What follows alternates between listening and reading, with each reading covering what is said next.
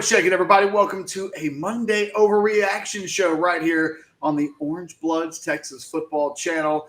I'm Jeff Ketchum. That is Anwar Richardson. We're both wearing soccer shirts today. Nice. I've got Liverpool on. You've got look at us. We are fully converted. This fully converted video brought to you by the guys over at rogueshop.com. Use that promo code Orangebloods. Get the hookup for Texas's home for legal THC, CBD, all the good stuff with the letters in it. Anwar.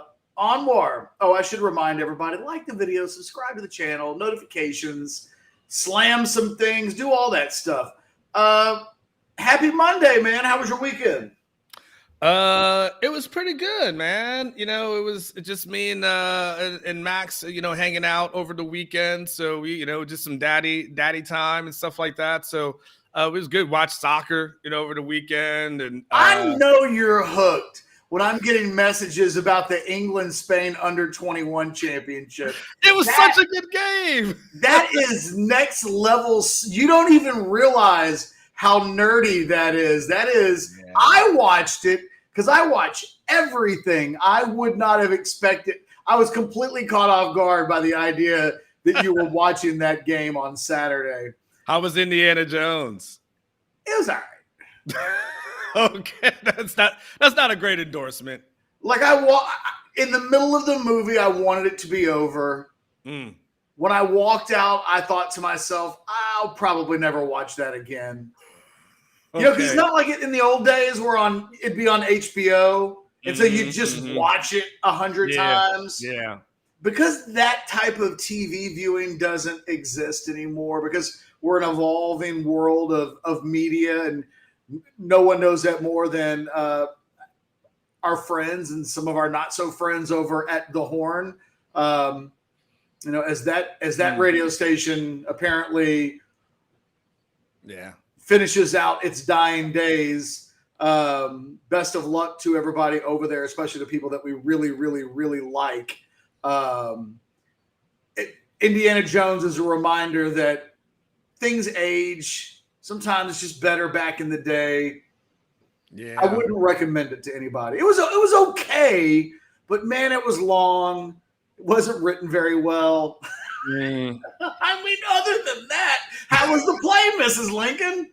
Yeah, so in other words, okay, if gun to your head and you had to watch the next Fast and Furious movie or the Indiana Jones movie, I'd go Indiana Jones. Okay, okay. I just want to know how bad it is. That's why I didn't hate it, but it was long. It wasn't great.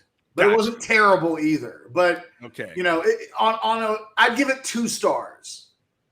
All right, fair enough. Whereas the Fast and the Furious movies aren't getting stars from me these days. Like, those are starless movies. Those movies are so bad. I think I told you I watched one at home because I got the website, and I started to watch one at home a couple of weeks ago, and that last one, and I was just like, man, I'm just too old for this crap. This literally sucks. I clearly am not. I don't care anymore. So anyway, we are way less than a month away from the start of training camp for Texas football. Segueing over to the sports side of things, I've got a pretty massive overreaction for this Monday. Okay, that I think Texas fans are going to love. It's actually like a stream of hot takes, kind of backed by science and mathematics, but it's all good for Texas. All good. My first hot take on this Monday overreaction: Texas isn't that far away from Alabama and Georgia when it comes to like high-end talent. They're still behind those schools, but they're not. They have closed the gap significantly in the last 12 months. I think the portal is bringing some parity back to college football, as evidenced by, so I did my super blue chip chart for the second year in a row. So now it's an annual. Once you've done it twice, it's annual. So I did my annual super blue chip stuff, my rankings, my data dive this weekend. And the top 5 teams from a year ago all were the bottom 5 teams in terms of trending. Here, put this up real quick, Blake. I want everybody to be able to see what I'm talking about here. So you can see on the left-hand side, Alabama and Georgia are still 1 and 2 in super blue chips. A year ago, Texas was 10th. And they were more than 20 super blue chips behind the likes of Alabama and Georgia. More than 20. Now Texas is 5th, and they're only 8 behind Georgia. They're still 13 behind Alabama. But the Alabama, Georgia, A&M, Ohio State all came down. Texas and USC both shot up. And if you look at that trending number over on the right, nobody is higher than Texas and USC. They're in their own category. They went from 10th and outside the top 10. Now they're 5 and 6. Texas and USC are one great recruiting class away from, I think, having the talent to legitimately be talking about competing in the playoffs and potentially winning it. Like that's how well Sarkisian and Lincoln Riley have done. That's what they've been able to do in terms of revamping the entire rosters. And when you look at that trending bar, the drop between Texas and USC to where Florida State and Miami are at, those are the only other 2 schools that are improved that were on this graphic from a year ago. And you can see Clemson's taking a big fall. A&M is still tied for 3rd, but they've taken a drop. Alabama, Georgia, both dropping. Ohio State dropping. No program in the country other than USC is rising higher up the ranks in terms of raw talent on the roster than Steve Sarkisian in Texas. And if the guy can just coach his ass off on the field this year, the sky really is the limit, I think, for what this team and this program has a chance to be competing for. When I started the process this weekend on War, did not expect the numbers to quite look like that. I knew Texas would be better. I had no idea that attrition and the portal would really rob some of the stranglehold that Alabama and Georgia had a year ago. Basically, Alabama and Georgia are where Ohio State and A&M were a year ago.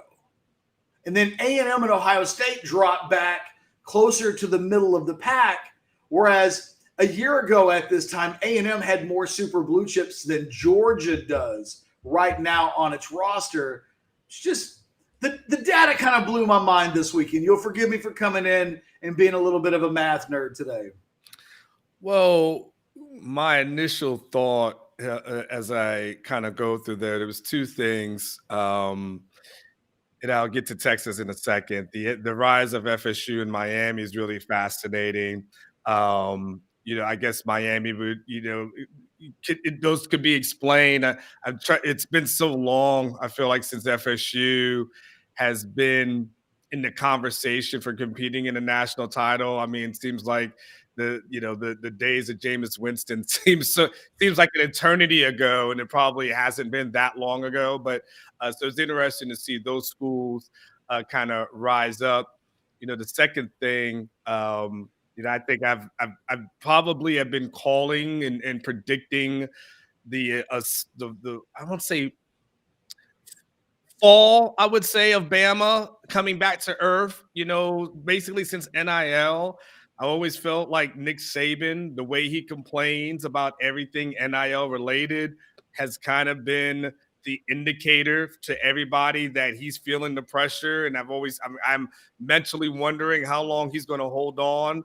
And when I say fall, I don't mean like they're going to not be bowl eligible, but just not be the top dogs. I mean, right now, Georgia's the top dog, right? So all that makes, a lot of sense. The third, though, would be Texas.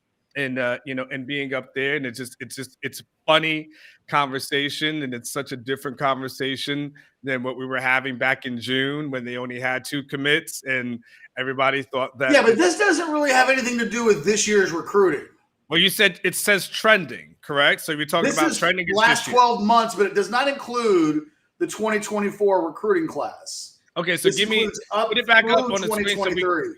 Okay, so explain it so we can explain the categories so that I would understand the trend. So a super blue chip, I'm sorry, I was unaware that I know what a super blue chip is. I don't know when you say trending, I thought you were the trending number. So here's what a super blue chip is. Shame on me for those watching who don't know. Let me explain it. The super blue chips are 5 stars in recruiting for Rivals.com, a high 4-star in the Rivals.com rankings, and to keep up with obviously what's happening with the transfer portal, it includes elite of the elite transfers. So guys that would have been like the top 10 or 15, 20 of at least 2 of the major transfer rankings. I use Rivals, I use 24/7, I use the Athletics rankings. When there was a consensus of a guy, I counted him as an elite transfer. I add them all up, and Alabama, by far and away, well, not by far and away, by 5 more. They've got 28 super blue chips on their roster. A year ago, they had 34. Georgia is second in the country with 23. A year ago, they were sitting at 29. So they've come down to the pack, whereas a year ago, Texas, which has 15 super blue chip talents on their roster, a year ago, they were in single digits with 9. So the trending numbers are last July through this July, we're talking about talent that's on campus. So Texas in the last year is +6 because a year ago they had 9 super blue chips. Now they have 15, which puts them in 5th place nationally and only 2 behind A&M and Ohio State. A&M a year ago had, let me do the math, like 17 more super blue chips than Texas did on its roster. In a single 12-month time frame, that number has dropped down to 2. So when you look at that trending number, both Texas and USC each have 6 more super blue chips on their roster than they did a year ago, whereas Clemson has 8 fewer. And Clemson falls off the map from where they were a year ago. A&M's -7, Alabama's -6. Really, the top 5 all had a major decrease. And I think it's a combination of NIL, but the portal has really been the thing that I think is bringing Alabama back down. If you look at their last couple of recruiting classes, they have had, you think about the Tommy Brockermeyers of the world, right? We talk about his transfer when it happened. You know, JoJo Earl is a guy who is a borderline 5-star guy who transfers back to TCU. They've had a lot of attrition in their last few classes. What Texas really has going for it is that as Sarkisian has built, and we've talked about this on the show as well, the transfer portal hasn't really hurt Texas too bad, right? They've had guys go into the portal, but we haven't seen starters. The closest thing to a starter might be Junior Angelau, right, from a year ago, but they haven't lost any of their super blue chips in recruiting since the 2019 class, which would have been Brew McCoy, which would have been Jake Smith, would have been a couple of guys in those groups. But since then, they've been able to hold on to everybody, which is why they're on the uptick, while Alabama is losing guys at a high rate.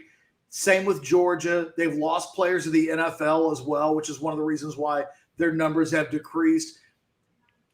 College football's parity. There's more parity on paper in terms of talent now than there probably has been in the last 5 years. And I don't think that the rest of college football really understands that. I think everybody will go in and say Alabama and Georgia light years ahead of the rest of the country. I don't know that that's true right now. They're years ahead. Like, it's not light years. It's like 5 years. It's like a bundle of years, but it's not light years, which means I think college football in 2023 is more wide open for a different national champion than we've seen in the last couple of years, when it has just felt like, well, it's either going to be Bama or Georgia. It should be one of those two schools on war, but it's a lot less likely than it was 12 months ago. And Texas very quickly, from a talent standpoint, is putting itself in that type of conversation, kind of where A&M was a year ago. Like, it's climbing to the levels where you're like, oh, A&M should actually be winning a lot of games because they've got the third most amount of super blue chips in the country. It's crazy to think that Jimbo's not getting more out of that, because he's tied with Ohio State and was with Ohio State a year ago and only behind Georgia and Alabama. Texas climbing the ranks. It will make the gap will be closed going into next year, Anwar, even more, I think. And it will make the Texas transition to the SEC really fascinating to watch, because for all of they're going into a tougher conference, watch out. They've gone past LSU. They've gone past Florida. They've gone past everybody in the SEC outside of A&M, Alabama, and Georgia when it comes to high-end talent on the roster. So basically, what it sounds like in now as I process it, and thank you for explaining the trending portion, it gives me a little bit better of an understanding of it. Then what it sounds like is that Sark has enough talent on his team to win and be successful. Like that. Yes. That ends up being my biggest takeaway, is there's no reason that this team there's enough talent on this team to easily win the Big 12, right? There's nothing. I don't think I saw anything from a trending standpoint. I think Oklahoma was outside, or maybe they were in the. Here, put the graphic back up one more time, Blake, so that you can see the bar you need to be looking at is just the one on the left, because that's the one that for this season matters the most. Well, then there's no one even close. Oklahoma is tied for 10th. So and Texas has almost double the number of super blue chips as Oklahoma. So that should be 1 and 2 in playing in Arlington, at this moment. Should be. And so basically what it sounds like to me, Catch, is that as I look at this list, and I see the transfer rate here as well, but it's still what matters the most is going to be on the left. Ben Sark's got everything. He's got the keys to the city. It sounds like to me like the cake is baked, for lack of better terms, and it's time for Sark to pull it out the oven. The cake is baked to absolutely win the Big 12. You can make the case they're 5th in the nation in super blue chips. You could make a case that should make them a playoff contender this year, simply because we would look at all of the other teams on that list who are right there with them in terms of talent. Alabama, playoff, duh. Georgia, playoff, duh. Ohio State, playoff, duh.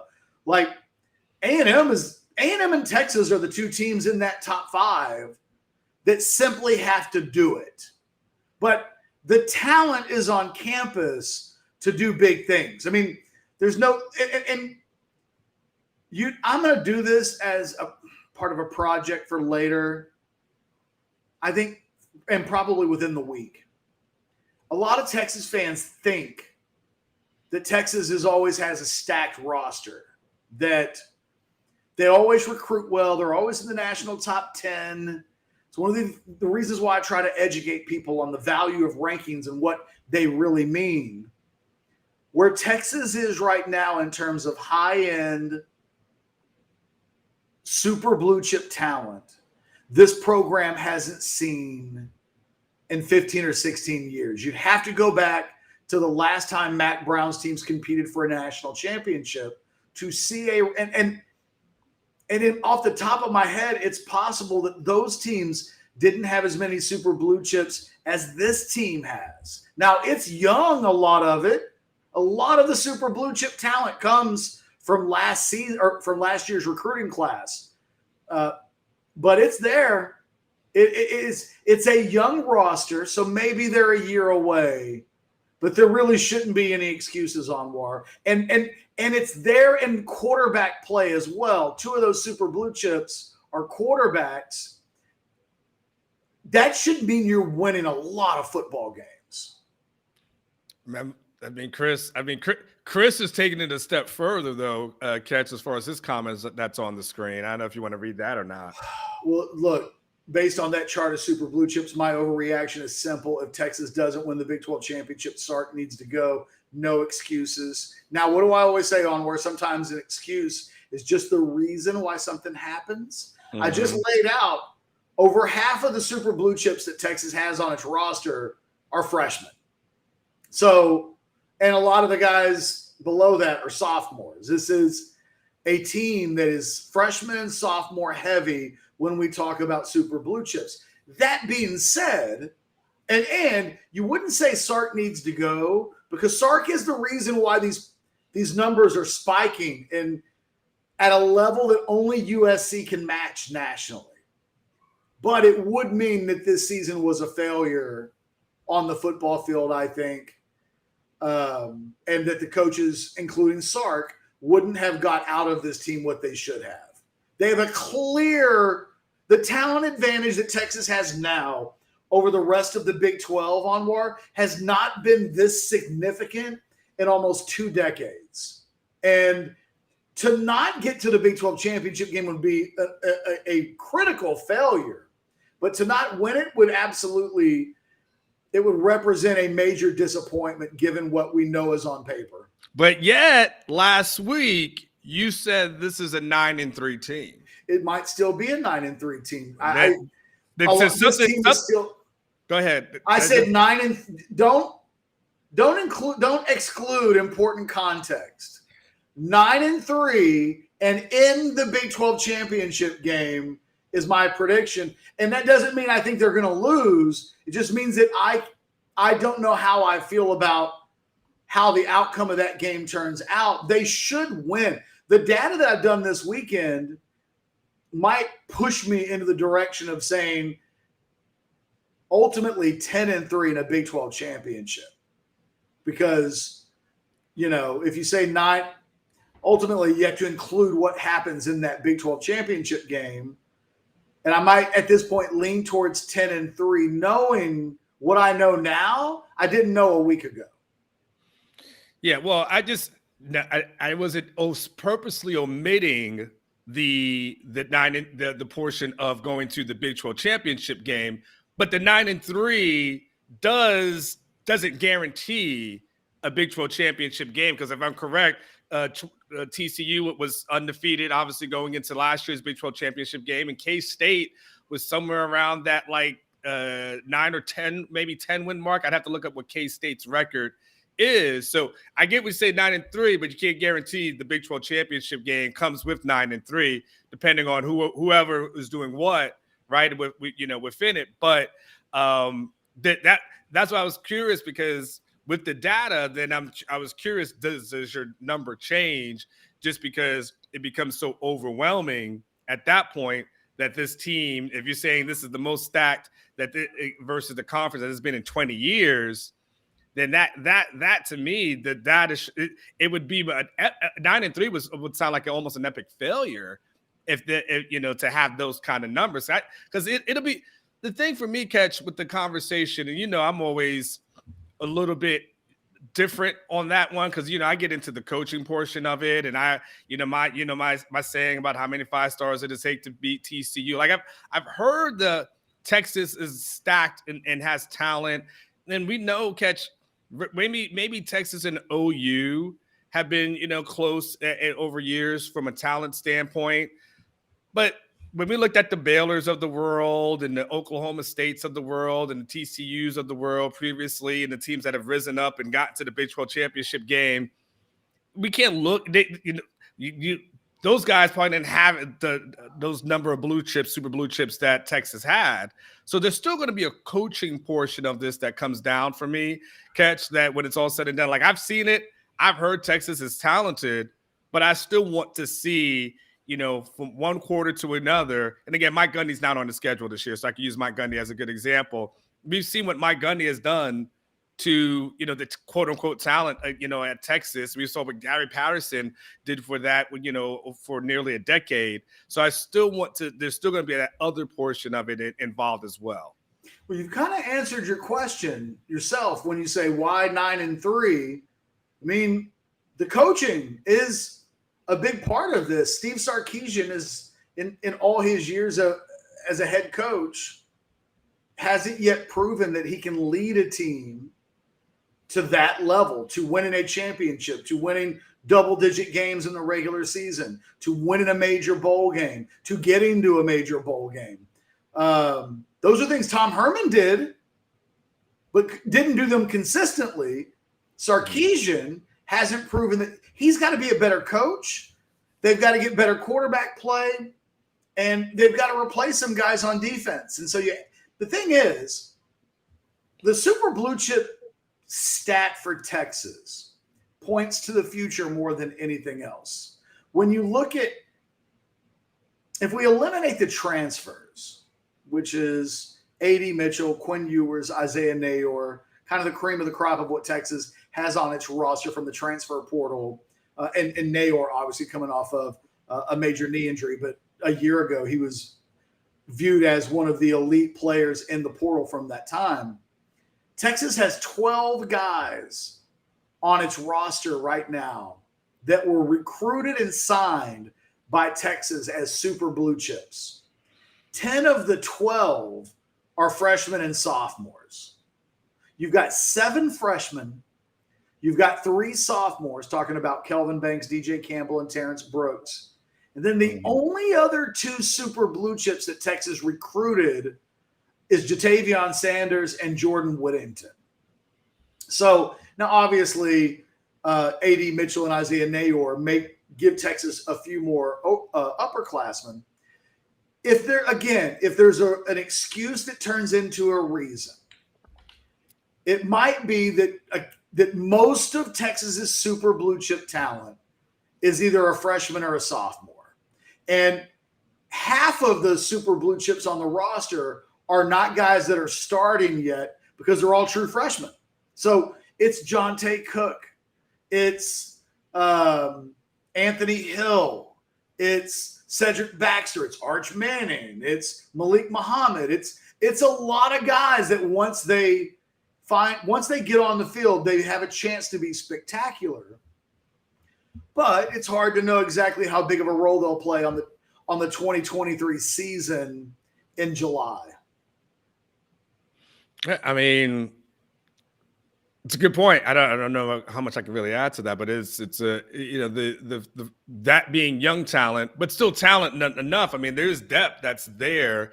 Texas still has more than everybody else in the Big 12 basically combined with its upperclassmen, right? So for all of the numbers that I just said, if you exclude Oklahoma, by the way, Oklahoma from 2019 to 2022 signed 8 super blue chip players. They lost 7 of them when Lincoln Riley left. Damn. So when you look at that transfer rate, that's all. You want to know why OU fans hate Lincoln Riley? That's the reason. He was the reason why that super blue chip talent showed up. And when he left, they all left. The only guy in a 4-year window that stayed at Oklahoma is Billy Bowman. And he might be the best player on that defense, but he also might not be a high-level NFL player. So, God, yeah, it should be onward. It should be Texas and Oklahoma, and Texas should win the Big 12 championship this year. And if either of those 2 teams don't at least get that far, it's a major disappointment. I mean, it's an interesting thing. It's an interesting thing that, kind of one of the things that I put in there was, in one of my columns, was just, I think this might be the, maybe second most pressure, or first, of Steve Sarkisian's career, because he was a preseason. His team was at USC was ranked number 1 by the media heading in to that 2015 season.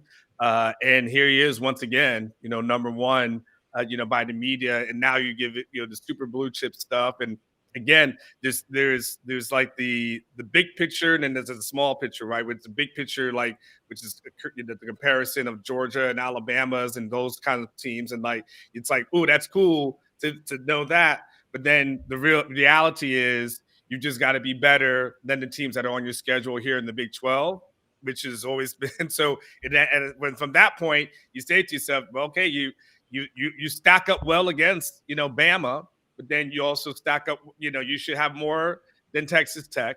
That shouldn't be a life or death situation.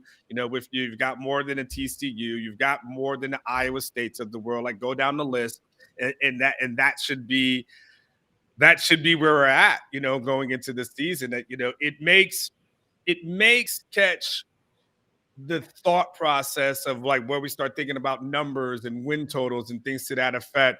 When I feel like it's been a stretch, like we kind of sometimes have stretched what we think our win total in our head should be. It is kind of, and you give them kind of, you've given this team sometimes catch, in some years we're giving them a lot of grace, and we've given them a lot of like, okay, well, maybe these things could happen. But then you look at it and say, no, you've got everything that you need. Like you've got there literally is nothing else more that you need. You could have more, but you've got enough to get to the ultimate destination, which is to be back in Arlington in December. Anything past that is amazing, but to be in Arlington in December and playing and winning, it's kind of like the setup. It sounds to me, Catch. This is what reason why Tom Herman was let go, and this is what Steve Sarkisian was brought in, was just to build up this roster, to have the guys that you're talking about, to win the recruiting battles, obviously winning in the transfer portal as well, because Texas doesn't go crazy in the transfer portal, Catch, but they do end up picking up key guys, usually when they get them. Like, they're just not picking up 15 and 17 guys, but they're picking up he's picking up creme de la creme, at that point.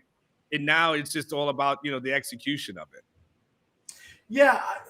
I think back to the All Big 12 team a week ago. Texas has the only unanimous player on the list at wide receiver in Xavier Worthy, which a week later still kind of blows my mind because he had a bad year. Of any player in the Big 12, that Xavier was the only unanimous selection. It's telling us something. I just don't completely know what it's telling us.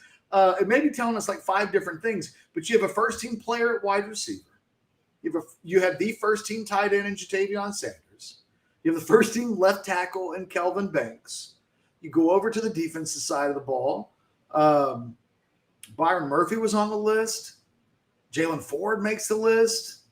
So you're suddenly stacking up first-team. If I'm not mistaken, the only first-team All Big 12 player, maybe Sanders and Bijan were it, and Jalen Ford. So I guess there were a few last year, right? I'm trying to think of how many. Mm-hmm. If I remember correctly, Texas didn't return any first-team All Big 12 guys other than Jalen Ford from a year ago, maybe in Sanders. But to have 5 on the list, and then okay, Quinn. Quinn's literally being mocked in the NFL's top 10 for the draft next year. Nobody else in the Big 12 is being mocked at that level. Nobody else is thought of as an NFL quarterback like that. So while he's not your first-team quarterback, you know that you've got him. You know that the running back position may not have Roschon and Bijan, but it's talented. Sorrell, Tavondre Sweat, Jahdae Barron, Watts. There's a lot of really talented defensive pieces that are experienced that didn't make that list. The team is set up to win if it gets good quarterback. It's as simple as that. If they get good quarterback play, very good quarterback play, and Sark does a really good job of coaching, this team's going to win the Big 12 championship. If they don't, everything that we've been talking about will be somewhat rendered moot because we'll still be waiting on the quarterback and coaching thing. Those are the two things. You get those two things, you know, the playoff even becomes doable this season if you get the kind of quarterback play and coaching that matches the talent everywhere else. Yeah, I mean, there won't be a team. You know, if Texas loses games this year, it definitely won't be because of talent. Like that will not be it. We will not walk away from a game and saying, man, Texas is going to have to beef up in the weight room, or Texas has got to recruit guys like that. Like Texas is going to have to find a way in order to make this thing happen. Texas is going to have to find a way to make these things happen. That's not going to be it. You know, that's not going to be it at all. So it's going to be, you know, like you said, quarterback play. It's going to be the coaching, the execution of it. I think it's going to, you know, coaching is going to be what it boils down to for me. Catch. I mean, obviously Quinn is you know but there's some good coaches here in the Big 12, and I think being able to, you know, master that, game plan it, in-game adjustments, finishing in the second half, you know, those kind of things that, you know, you need to see.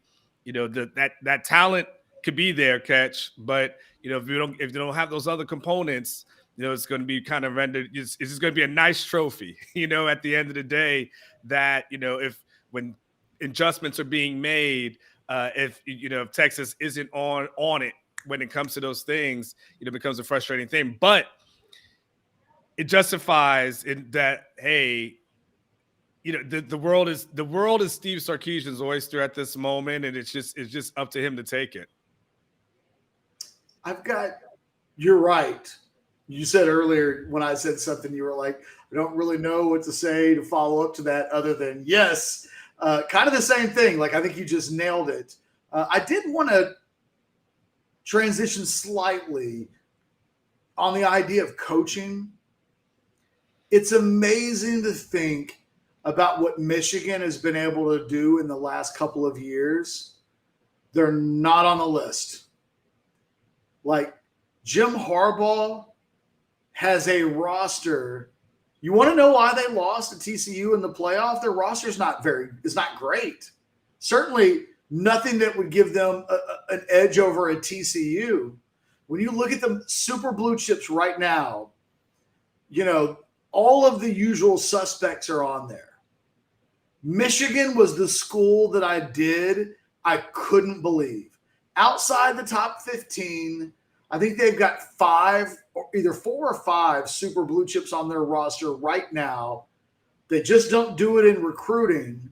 And yet that they've been able to kind of flip that Ohio State thing around on its head the last couple of years is kind of startling when you realize that Ohio State's roster is so much better than Michigan's. So much better. And it goes to show you what great coaching can do.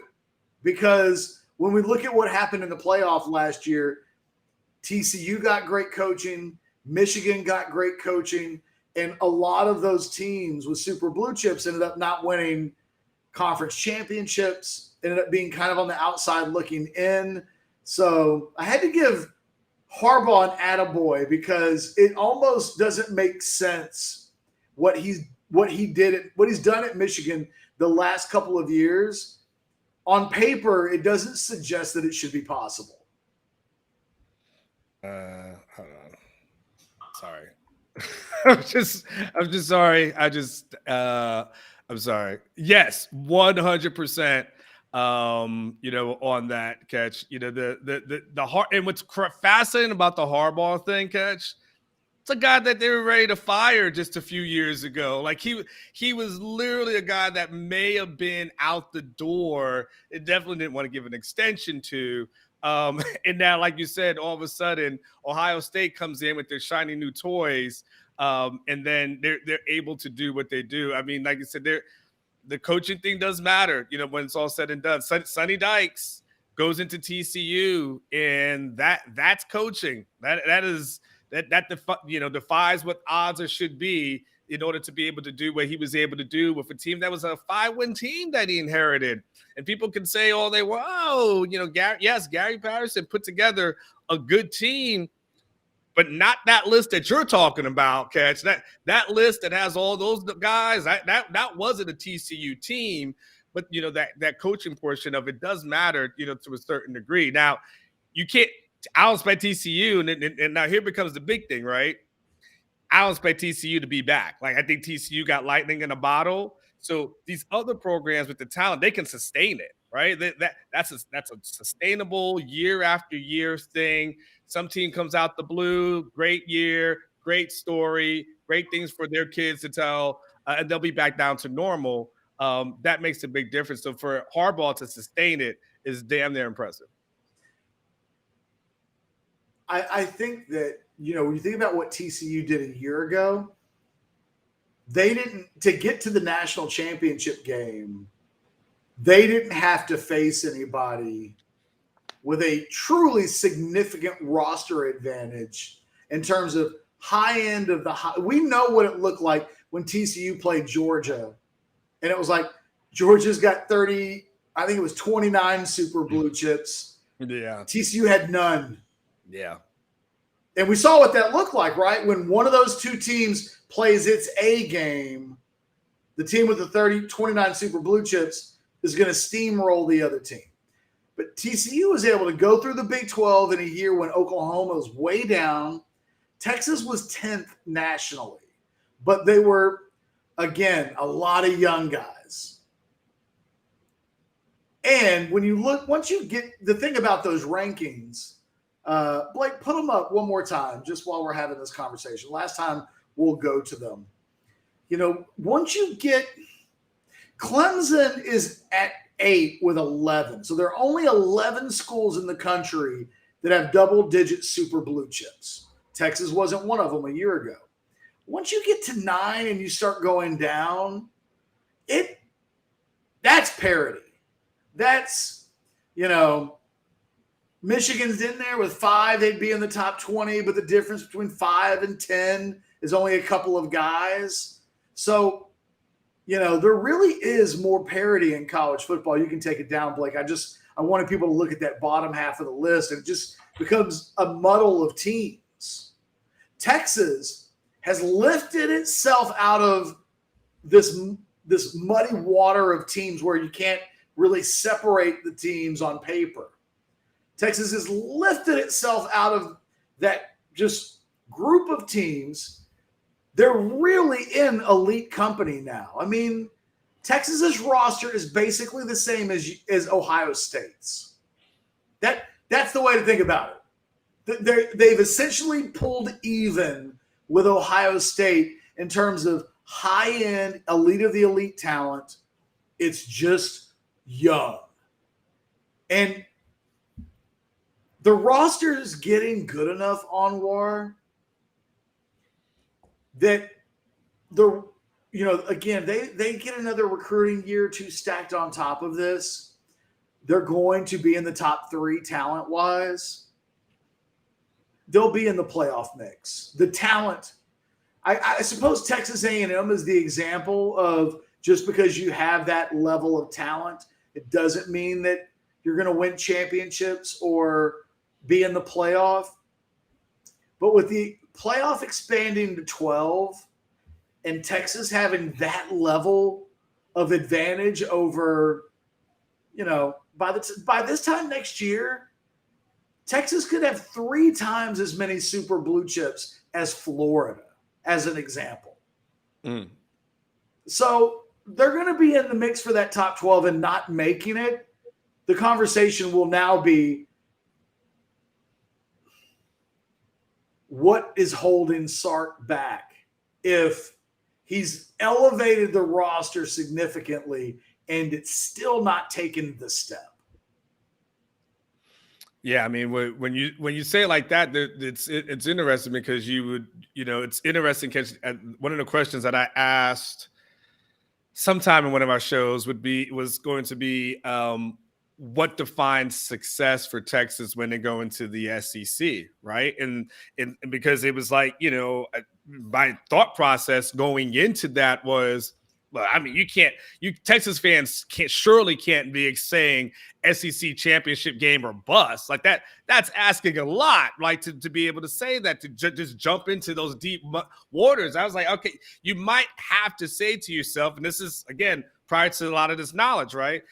Had to say to yourself, all right, man, get 9, a nice bowl win, get to 10, and like that's pretty good for the SEC. Like that, you would be happy with that. Kentucky or whoever, you're happy with that. You don't want to be A&M and just be middle of the road, but slightly above that. But if you're saying going into 2024 that they'll have more talent than some of the teams that they'll be facing in the SEC, more talent on paper than the teams that they'll be on the schedule, just in this 8-game kind of scheduling thing. Now, all of a sudden, it kind of reshapes your thinking and the expectations going into the SEC. And I know that's a year away, and Sark would point to the same thing, but going in to say, okay, clearly what the staff has been doing, and we kind of know this a little bit, has been building a roster to compete in the SEC. That's kind of been that goal of, hey, you've got to get those kind of dogs, and not necessarily worried about, worried about the Big 12, but worried about the big picture more so than anything else. And you've been able to see that through the recruiting process there, but it makes this year's expectations very realistic for those who go high. But then for me now, it changes it for, well, just be happy to get, 8 or 9 and call it a day to the SEC to say, no, if this is, since this is true, that Texas should be competing for a conference title from year one when they get there. If you have this is just a general rule of thumb in my mind. If you have a top 5 roster in terms of elite of the elite talent in college football, you should be in a 12-team playoff every year. So, if you have a top 5 roster and you don't make it into the top 4, I mean, somebody, the math just says like that. I get it. I know why that happens, right? I mean, the number 6 team can squeeze in. Like, there's no guarantee. But when 12 teams are getting in, if you have a top 5 roster in terms of elite of the elite talent, if you're not in the playoff every year, it's a massive failure. And coaches have $80 million left on their contract, they get fired for stuff like that. You think about the reason why Texas moved on from Tom Herman, right? He was very good, but couldn't touch great. Well, he didn't have this kind of roster. He didn't have a top 5 roster in college football. So the expectations are going to only elevate when the knowledge of just when the recruiting gets to be at a certain level and you're not winning. Because I remember when it wasn't happening for Mac Brown, it's the question mark every single year. It's real easy. Starting next season, if you don't make the playoff and you have a top 5 roster, and I expect Texas to have a top 5 roster in a year from now, it's a failure to not make a 12-team playoff. Not a disappointment. It's a failure. Well, I would have to agree, just because, like you said, the playoffs are expanded. So it's an easy out when it's only 4. You already say, all right, I already know these there's going to be a bias towards certain programs anyway. So I know you already know you're fighting for 2 spots, right? Now the 4 thing, now going from 4 to 12.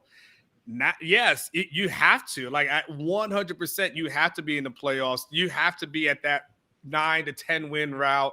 I mean, the conference championship game is fine. I've heard some people say, why even play it? But you got to play it just for the money aspect of it. But, that portion of it is going to be fine. But yet you're Texas, that to me now becomes the new barometer of, did you make the playoffs? If you don't make the playoffs every year, that becomes the, like, no. Because, because almost to a certain degree, catching you see this in the NFL, right?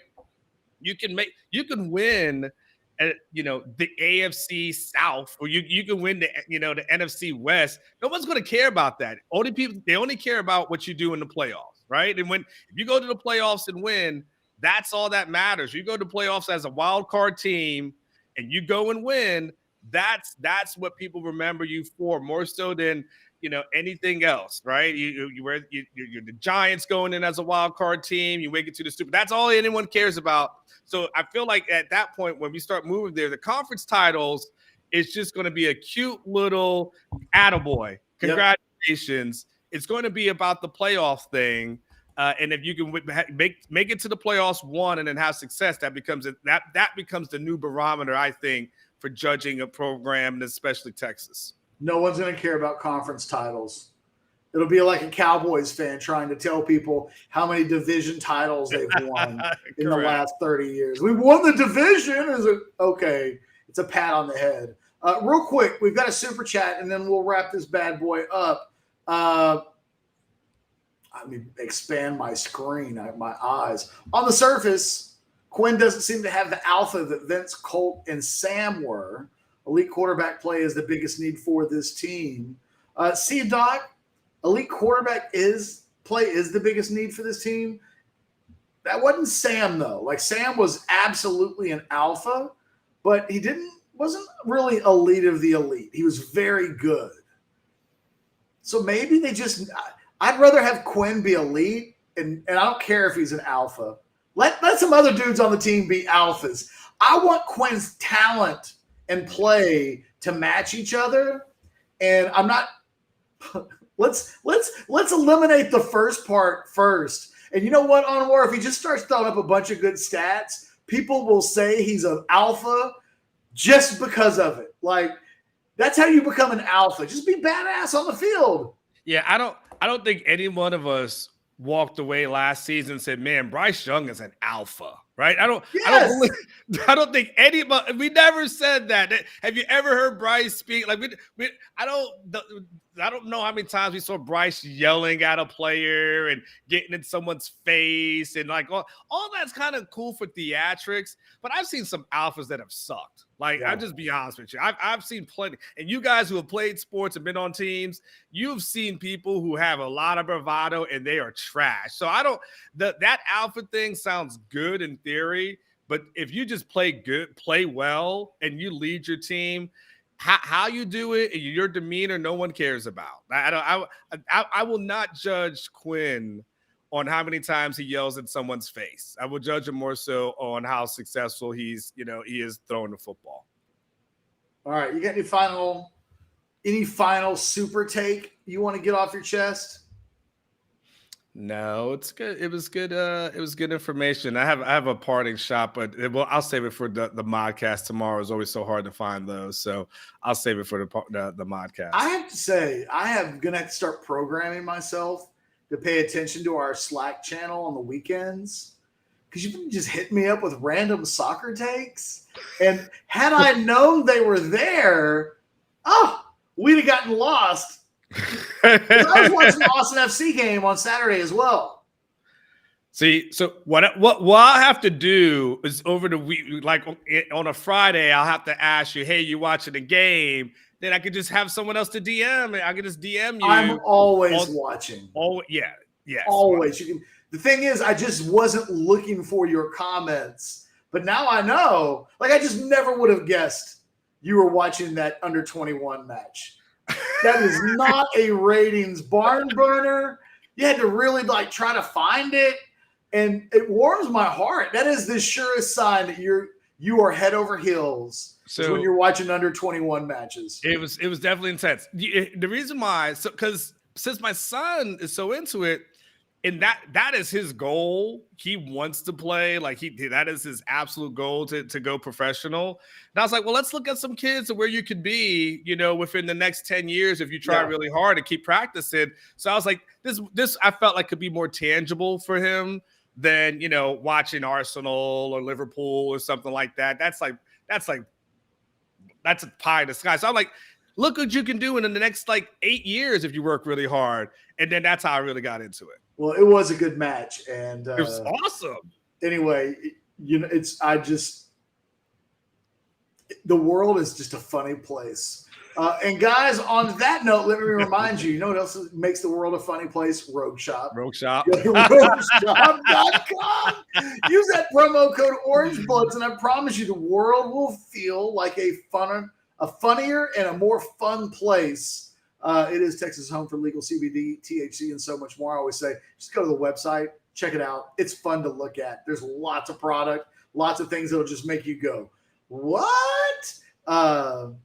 Again, 2023, it's a funny world. For myself and Anwar, do us a favor, like that video, hit that thumbs up button, smash it, crash it, whatever word you want to use that reflects you clicking on the thumbs up button. We'd appreciate it. It does help the channel. Subscribe if you haven't already done so. Get notifications. We will be back tomorrow with the Modcast. Have some different parts in it since Sukamel is on vacation. Who knows who we might bring in? But until then, you guys have a great rest of the day.